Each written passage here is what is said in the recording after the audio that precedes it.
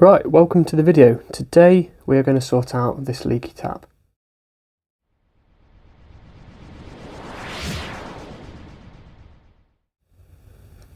As you can see then, we've got a very slow leak. Over time it's only going to get worse though. I just thought as I'm going to sort it, I'll put it on a video for you guys. Hopefully if you come across this yourselves, you'll be able to sort it. As you can see then, tap is stiff, but it does work. It was that stiff because I turned it that tight to try and stop it from dripping. As you can see, if we do it loosely, quite a bit, if we do it tight, we have still got that drip. So first thing we're going to want to do is isolate the water.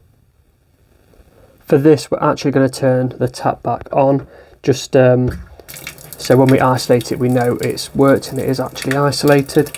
So what we'll do, we'll follow this pipe along, if it's the bottom one, until we reach the stopcock. We'll give that a turn.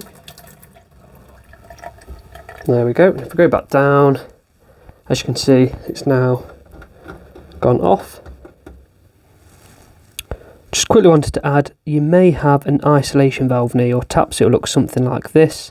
We've got the little screw, and basically if we turn that 90 degrees, that'll shut off the valve. Basically it will stop any water from passing through there. As you can see, it's now shut, and that's both sides. And if we turn it back another 90 degrees,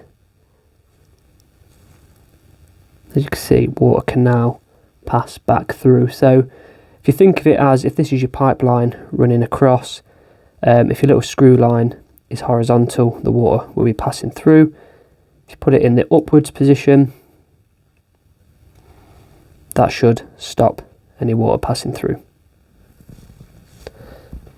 And now I want to take this top part of the tap off. So what I'm going to do, I can lift this little cap, but I want to unscrew the tap all the way to the top.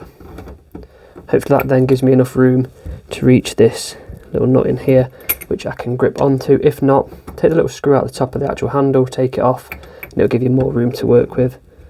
If you can, hold the tap just so your pipe work isn't shifting around, which will cause later on problems.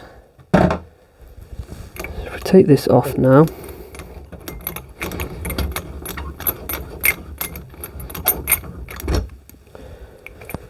as you can see, there isn't even a washer on here. We should have a washer sat there, ideally, so it's probably all crumbled off, or I don't know, maybe it never had one on, I'm not sure. So what we'll do, we'll have a quick look in here, see if there's anything sat in there. Right, from the first look, there's nothing too obvious. If we turn the light on, not sure if there's something sat in the bottom, so if you can grab it with your finger, do that, or if you have got tweezers or some pliers to hand, use them. Also saves anything sharp going into your finger.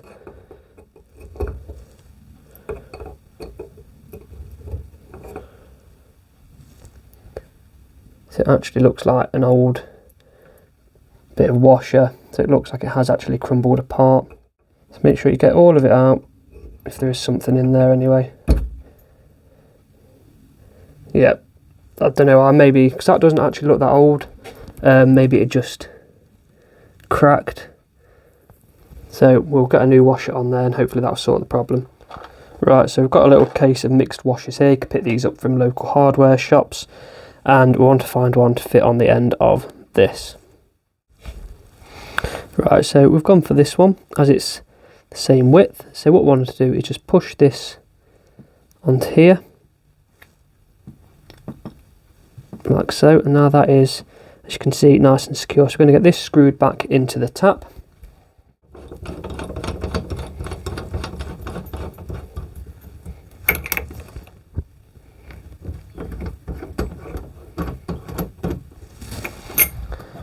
Make sure it's tightened. And what I said about holding on to the tap, so you're not the wrong way there, so you're not moving the pipe work. There we go. All that's left then is to give it a quick test. So we're going to turn the stopcock back on. See water's running. It's a moment of truth.